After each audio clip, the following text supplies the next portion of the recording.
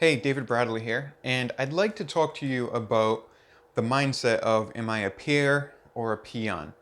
And that's an important thing as a consultant, as any expert advisor, because it changes how you perceive yourself and how clients will see you, prospective clients will see you.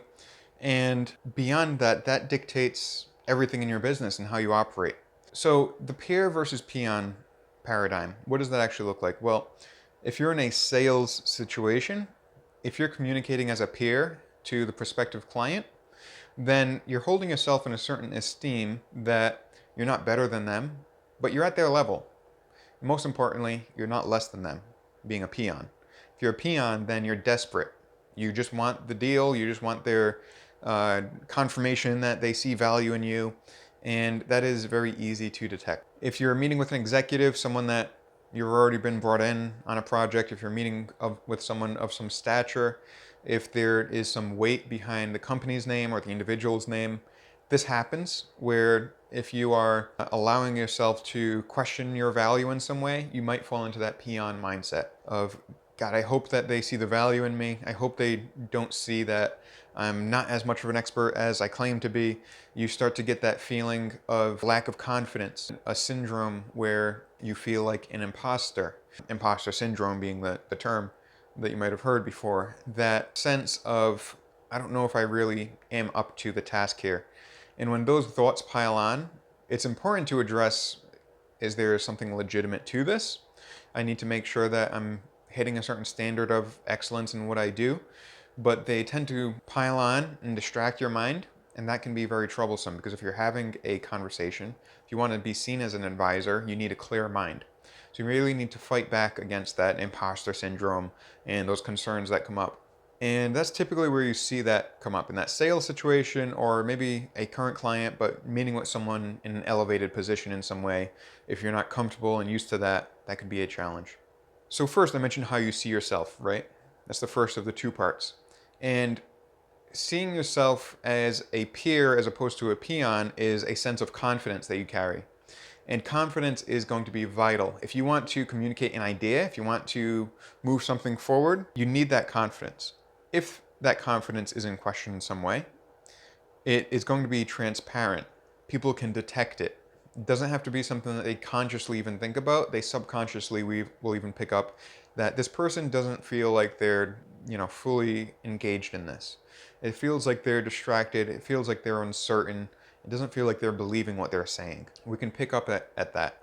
It's a human trait at this point, and the more elevated someone is, the further along in their own career and their own success they are, they've probably dealt with enough people that they're even more attuned to this. So it's very important that you understand the position that you're coming in and that you are confident.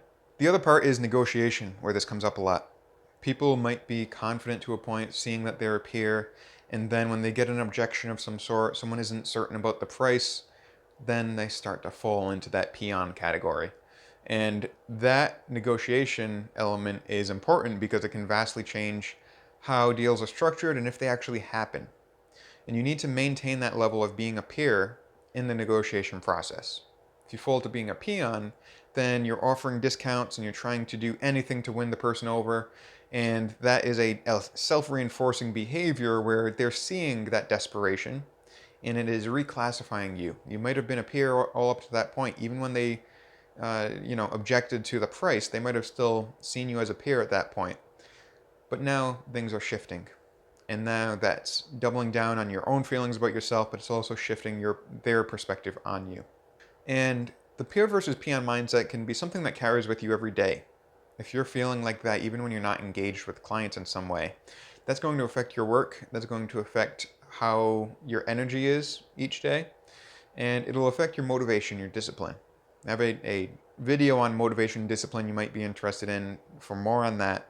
But I think this peer and peon categorization in your mind will play a heavy role on if you are motivated day to day, and most importantly, if you keep discipline day by day. Now, the second part that I mentioned was how others see you, their perception of you. And it's important that you're a peer because you need to be trusted to become a trusted advisor. If you're not a trusted advisor and you're working with someone, you might be an order taker at best. But if they don't trust you, if they see you as a peon, then order taker is the best you can even ask for. And you don't want to be in that category, not as a consultant, not as a marketing service provider. So it's important that people trust you, that they see you as a peer. It's an important stature to hold. When you're holding that type of place in someone's mind, and when you have that position, they become less price sensitive. So it's less likely that you're going to face an objection based on price. And it's more likely that they're going to be willing to pay you more for your services.